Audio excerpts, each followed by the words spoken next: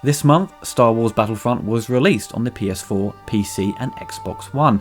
Star Wars fans had been eagerly awaiting the game since it was first announced and shown at E3 a couple of years ago. The game promised to be the most faithful adaptation of the original Star Wars trilogy. The game was produced by DICE Studios, who are well known for their first-person shooter series, Battlefield. Battlefront makes use of the Frostbite engine developed for the original Battlefield game in the long-running series, and it was refined and updated with each new entry in the franchise. Star Wars Battlefront uses version 3, which is the most polished version of the engine to date. The game was announced with no single-player story mode, and it focuses solely on multiplayer, which did disappoint many of the fans who were seeking a story-driven experience. Now, if you are a gamer who goes straight to multiplayer and ignores the single-player option, then that wouldn't be much of an issue for you, and the game should appeal greatly to you. There are single-player offline options available consisting of basic missions, which gives you some time to practice before attempting to play online. These options are basically battling wave after wave of enemies. You can have a go with playing as the heroes or villains such as Luke Skywalker or Darth Vader. When entering the multiplayer section, there are a number of different modes to play with. They are all very similar to what you encounter on other first-person shooters, such as Capture the Pod, which is basically capture the flag. You can defend your base and capture the enemy's stronghold. It's all very much what you come to expect from these types of games. There is an option to play as the X-Wing or TIE fighters. It makes a change from the FPS options. The dogfights are really enjoyable, and the spaceships are easy to control. Playing as the Imperials and using a TIE fighter, you get destroyed so quickly though, because they have no shields, unlike the Rebels who can activate a shield for a short space of time to protect themselves, so it feels a little unbalanced in that respect. The game doesn't really attempt to do anything radically different, it doesn't take any risks, but just gives you a polished and satisfying experience. When you start out, it recommends you play the Blast multiplayer mode, which is a 10-on-10 battle. No objectives, you just aim to get the highest kill count. This mode I played a lot to get my ranking level up to unlock more weapons and secondary attacks, such as thermal detonators and a pulse cannon for example. It can be a bit daunting going straight into a Walker Assault or Supremacy, which is 40 people playing at once. You will get killed a lot if you're not that skilled at first person shooters. Some people have already played it non-stop and have all the weapons and power-ups available to them. So it will be tough dealing with the hardcore or say obsessed gamers who have a lot of free time to put into the game. But once you start getting more weapons available to you, your confidence will begin to improve, and you can take on the more challenging multiplayer options to fully take advantage of the experience. Once you are in the full swing of things, it becomes such an addictive and immersive game. DICE Studios have given us the most detailed Star Wars game I have ever played. The sound design is really exceptional. If you have a home cinema, it's like being in the movies. Lasers bouncing off the walls, shooting past you, the classic Wilhelm scream is used, the sound of the epic explosions and John Williams' music dominating the game. It's a dream come true for fans of Star Wars. There are a couple of things that do bother me about the game. There isn't really enough maps to warrant the asking price of over £40. You get 12 maps in total, which is a common number. I think you get the same amount in the Call of Duty games, but they have the story-based options included.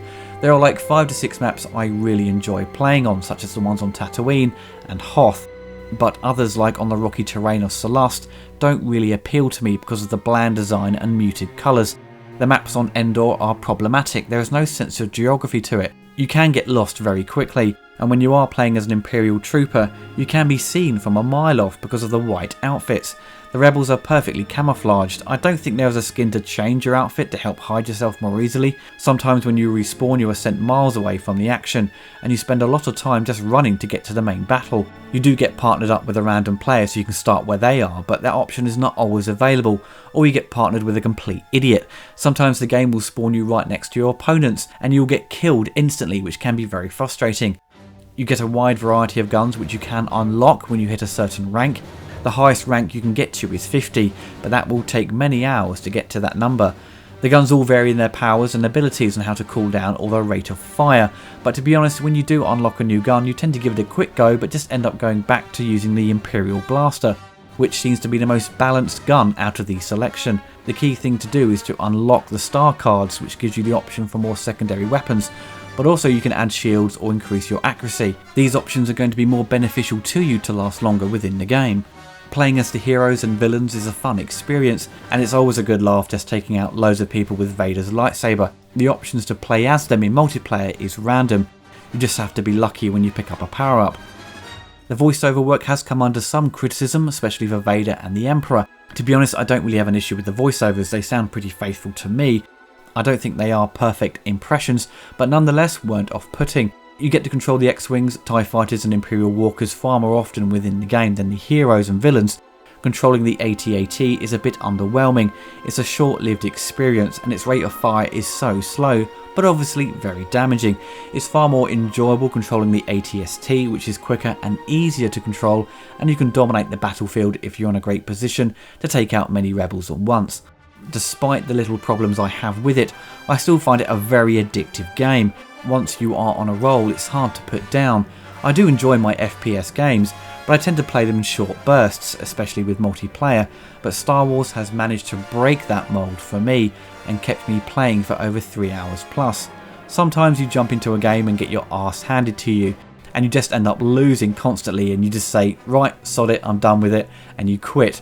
But I always come back later when I'm more composed and focused, and I do a lot better.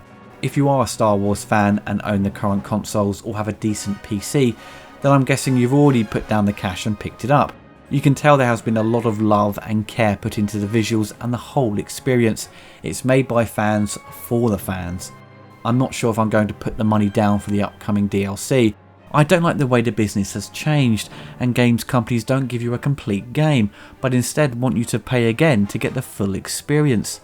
If the DLC was say £10 to £15, then sure, I wouldn't complain as strongly, but the asking price of nearly £40 is taking the piss. It's not going to stop them because my friends have already admitted they're going to buy it. You have to vote with your wallets to make game studios stop doing this, but people still pay for it despite complaining. I think I'll wait till the price drops considerably before I part with any more money. I don't play video games that much to warrant the investment of more maps or options to access within the game. If you play video games in a casual manner, then this game will certainly impress you. It's fun for a quick play in the evenings after work or to kill some time at the weekend, but if you are a hardcore gamer and love FPS games, you may find the game doesn't offer much in terms of content.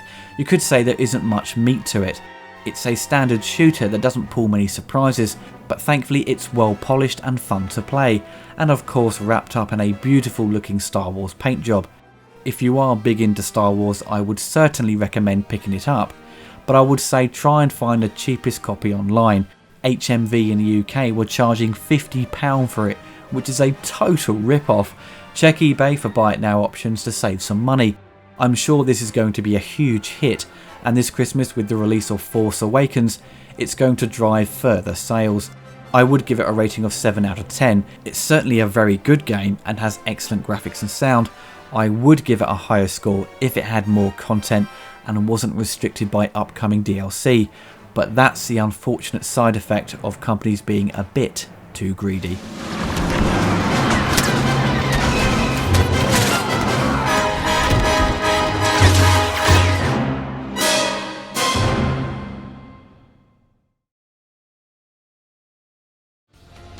If you enjoyed the video, you can find more on my YouTube channel, and also you can follow me on Twitter. If you want to help support the channel, you can donate through Patreon and receive monthly perks such as updates on the latest news on my channel, early access to reviews and commentaries before they go live on YouTube. Even the smallest donation can help keep this channel going. Thank you.